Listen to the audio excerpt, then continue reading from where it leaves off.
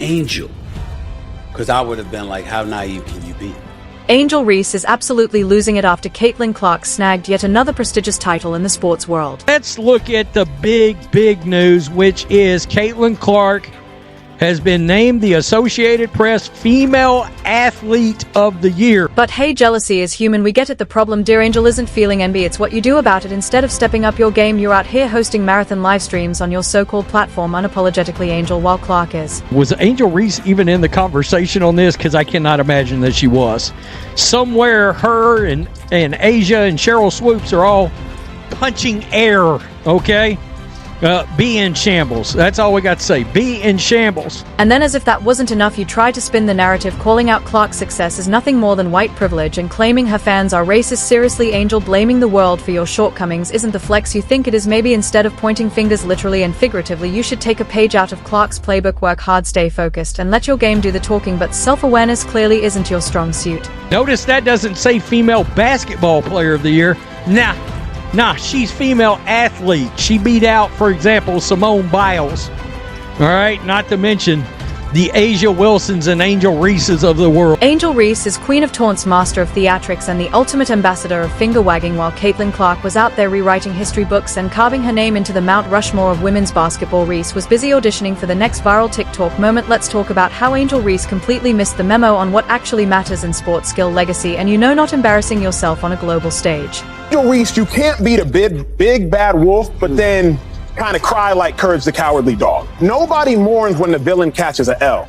And Angel Reese, you have Caitlin Clark didn't just dominate 2024, she obliterated it. Time Magazine's Athlete of the Year. That's a mic drop moment for the first WNBA player to snag it since the award's inception in 2019 and her rookie season. Let's just say it was so good that even basketball purists probably had to check their stats twice. Over 27 points per game, leading the league and scoring, breaking more than 60 records. Clark wasn't just good, she was transcendent. Meanwhile, what was Angel Reese doing? Reliving her 15 minutes of fame from a year-old championship game where her antics overshadowed the actual victory. Because why celebrate your team win when you can turn the spotlight on yourself? Even Cheryl Swoops had to accept this time. The fact that that's the very first WNBA player to ever win Time Magazine Athlete of the Year is pretty special. Clark's brilliance wasn't limited to stats, though. She dragged the Indiana Fever, yes, the same franchise that hadn't sniffed the playoffs since 2016, back into contention single-handedly. Her games were must-watch television, her arenas were packed, and her influence extended beyond the court. Forbes 30 under 30 check comparisons to Michael Jordan and LeBron James, absolutely. Meanwhile, Reese's biggest contribution to basketball culture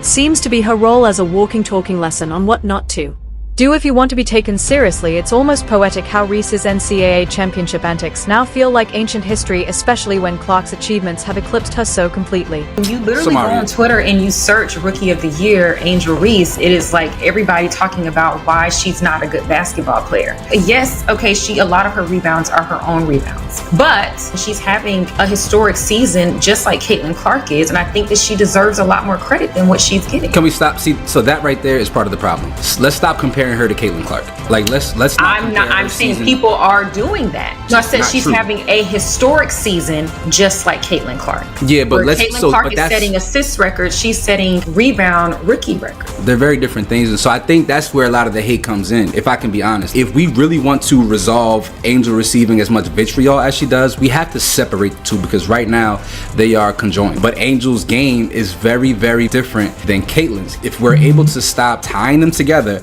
I think way more people will appreciate the things that Angel does well, as opposed to defending the greatness that is Caitlin Clark and what she does well. Let's not kid ourselves. Angel Reese had a great collegiate run. Her stats were solid with 23 points and 15.4 rebounds per game during LSU's championship season. But here's the problem, her legacy isn't about those numbers, it's about that finger wag, that smug ring pointing, and that infamous taunt aimed at Caitlin Clark. Reese turned what could have been her crowning moment into a sideshow act, and what's worse, the audience has moved on. Clark's the main event, while Reese is the awkward post-credit scene. Nobody asked for the truth. This controversy might trend for a day, but excellence endures.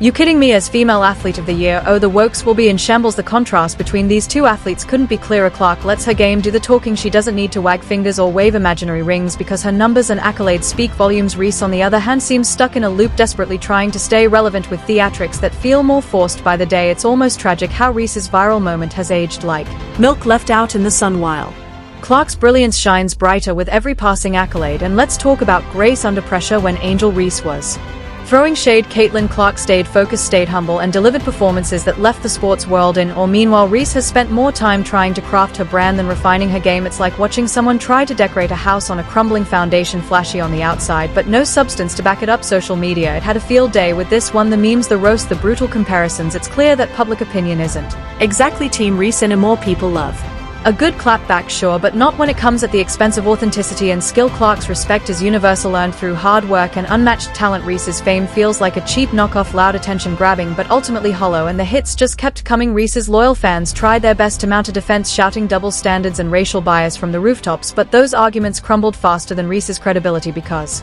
Clark's dominance doesn't need defending. She didn't just win awards for optics, she earned them Rookie of the Year, All WNBA First Team, fourth in MVP voting, and over 60 records shattered in a single season. That's not just winning, that's redefining greatness. Reese's fans may want to make this about bias, but the reality is simple. Clark is the benchmark. Ree, on the other hand, looks like she's clinging to controversy because she's got nothing else. When you're talking about athlete, you're talking about her college run. Yeah, the run she had her last year, her college run into a rookie year to now to date. Yeah, the women's college turnover up. I believe all eyes she brought to the league this year. Yeah, I'll perform in the men's. Oh yeah, let's talk about what Clark did in her rookie season, because it's nothing short of legendary. Her game is a masterclass in domination, insane three-point range, laser sharp assist, and court vision so good it's practically X-ray vision. Women's basketball has never seen this kind of spotlight before, and it's all thanks to her. And the best part, she's using her platform to lift others, especially black women in sports. Caitlin Clark is a trailblazer both on and off the court, while Reese has been strangely silent about all this. For someone who thrives on being loud and controversial, Reese's quietness now says it all. Even she knows there's no competing with Clark's level of greatness. No, I think it's great, not just for her, I think it's great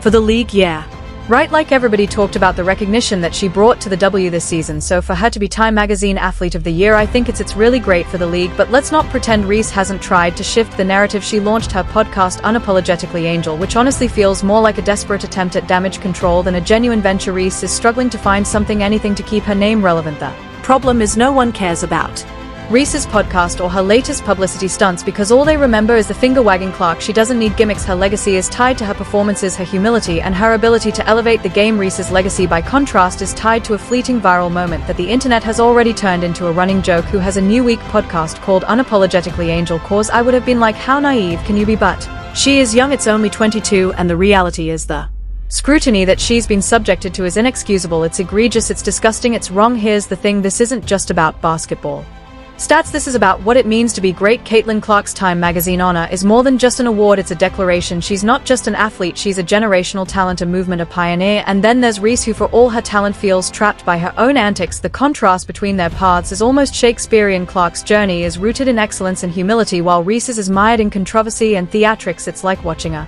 masterclass in how to handle success versus a crash course and what not to do. Caitlin Clark is the reason why everybody has an opinion on what happened in that game. Even the broader implications of their rivalry are telling. Clark is universally respected not just for her game but for her grace. She's changed the narrative of women's basketball, drawing comparisons to legends like Jordan and LeBron. Meanwhile, Reese is stuck trying to balance the scales with a brand built on finger-wagging and trash-talking. The gap between the two isn't just wide, it's a canyon, and as Clark's accolades keep piling up, Reese's relevance seems to be fading faster than anyone expected. Let's be real, if Reese wants to salvage her legacy, she's got to evolve fast. The theatrics need to go, and the focus needs to shift to her game. But let's not hold our breath. Subtlety and self-awareness have never been Reese's strong suits. While she's busy figuring out her next move, Clark is out here making history. Reese might have had her moment in the NCAA spotlight, but Clark, she owns the spotlight now. Reese is good, sure, but Clark is generational, and as the world continues to celebrate Clark, Reese is left scrambling, trying to stay relevant in a narrative that's clearly moved on without her. So here's the harsh reality, Angel Reese theatrics might get you a headline, but they won't get you a legacy. Caitlin Clark is out here becoming a global icon, elevating women's basketball to heights it's never seen. Meanwhile,